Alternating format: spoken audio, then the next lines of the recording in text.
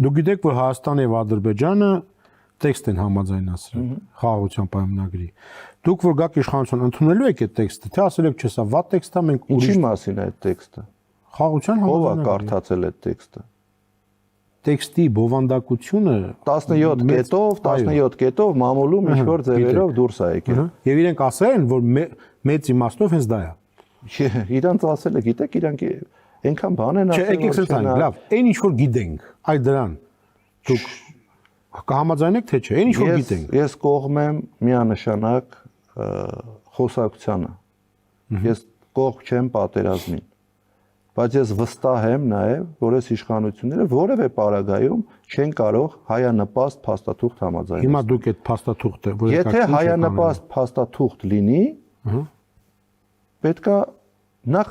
հիմա կարծիք հայտնել ինչ որ մի բանի մասին, որը չենք տեսել, այլ ես ասում ընդունենք ինչ որ հրապարակային գիտենք։ Չեմ կարող ես դա ընդունել։ Դուք հիմա ինձ կոնկրետ հարց եք տալի, գաք իշխանության դա